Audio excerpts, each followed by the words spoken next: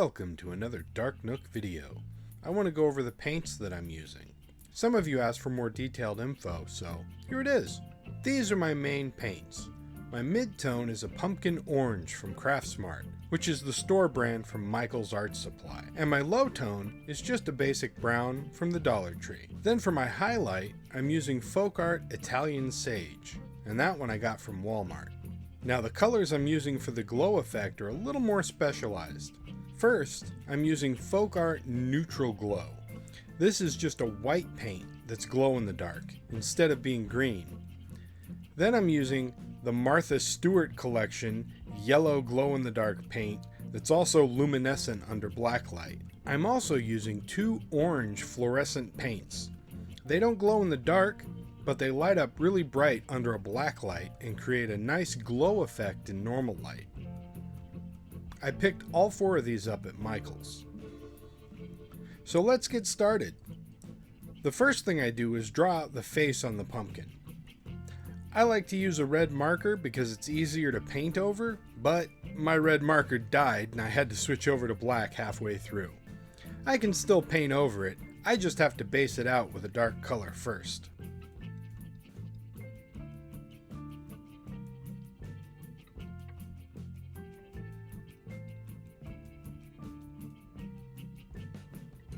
Once I have the face that I want, I cut along those lines with a razor. These pumpkins have a thin vinyl skin over a styrofoam cork, so it's really easy to cut through.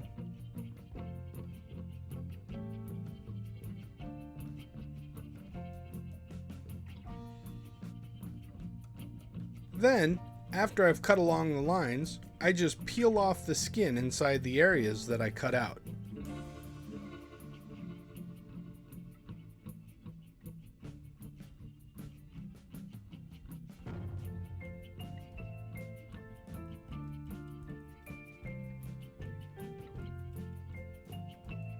After the skin is all peeled away, I use a leather awl.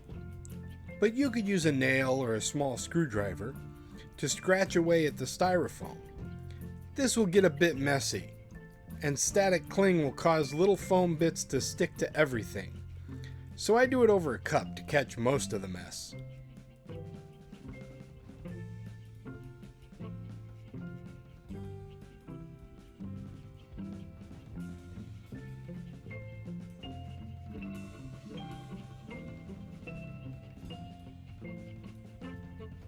Once that's done, it's time to start painting with the Mod Podge. Mod Podge is basically a watered down glue that dries clear and hard. I coat all the exposed areas of foam in the eyes and nose and mouth with Mod Podge. This will help seal in the foam and keep any little bits from coming loose and making a mess. Then I cover the areas I'll be adding cotton to, and I start adding bits of cotton. I use the cotton in Mod Podge instead of plastic and a heat gun. I take a bit of cotton, stick it on the pumpkin, and then paint over it with Mod Podge. And once the bit of cotton is soaked up the Mod Podge, I can shape it and sculpt it to get the look I want. I can make it into viney looking bits, or make it look like skin wrinkles, or build up brows or cheeks, pretty much anything. It's very versatile. And the great thing about this method is it's basically impossible to mess it up. Anything you do is going to look good once it dries. And if you're not happy with it, you can always just add more cotton and Mod Podge and change up the shape or texture. So just have fun with it.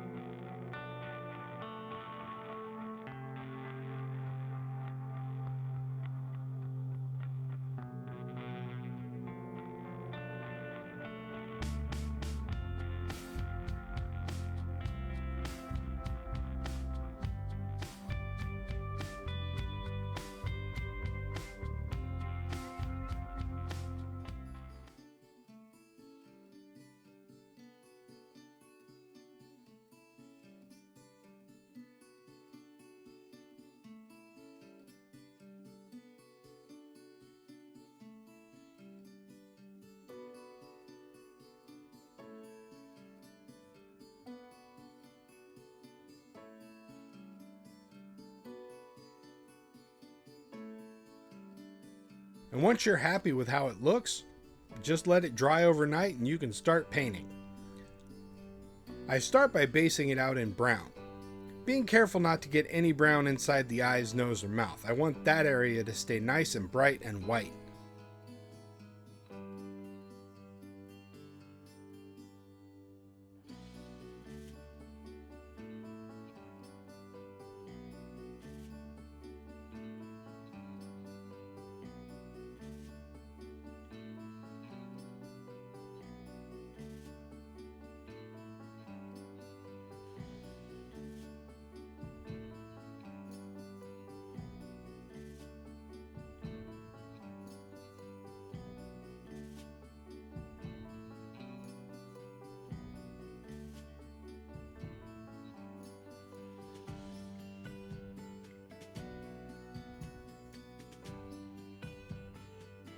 When that's dry, I roughly cover the whole thing in pumpkin orange. Now I'm not going for total coverage with this orange, so it's okay if some brown in the low points still shows through. What I want is the orange to have a blotchy, inconsistent look.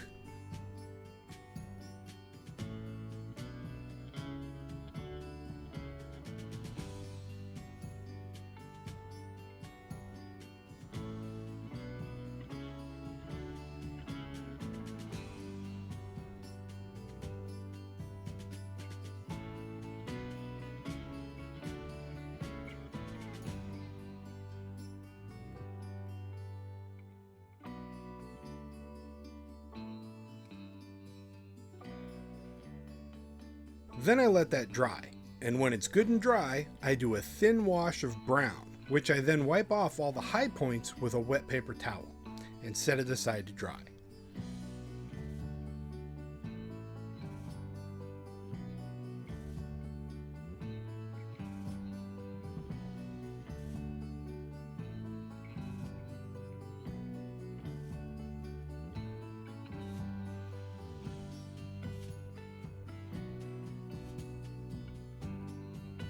After that dries, I take the Italian Sage Green and dry brush over the high points to give it that sort of crusty, viney look that some pumpkins get.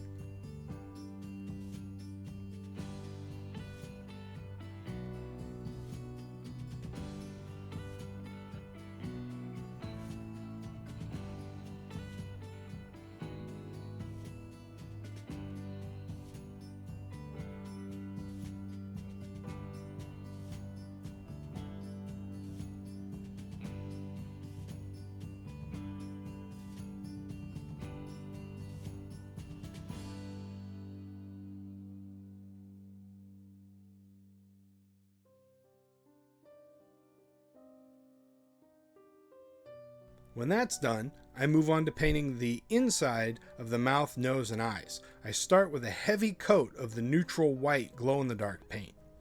And I let that sit for a minute, but before it's fully dry, I add the glow-in-the-dark yellow. I want them to mix together a little bit.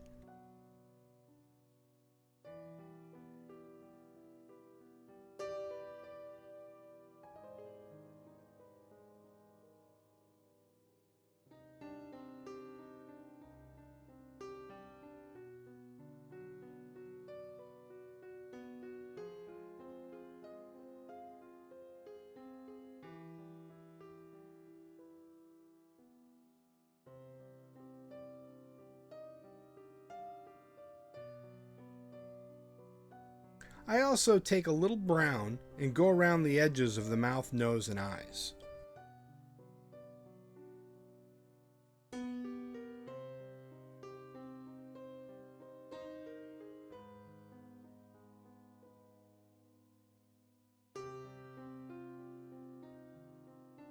Then, before the yellow layer is fully dry, I add a little fluorescent orange and mix that around a bit.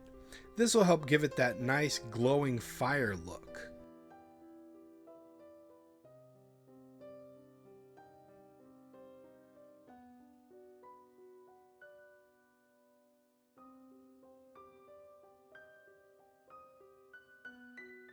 And here it is, all finished.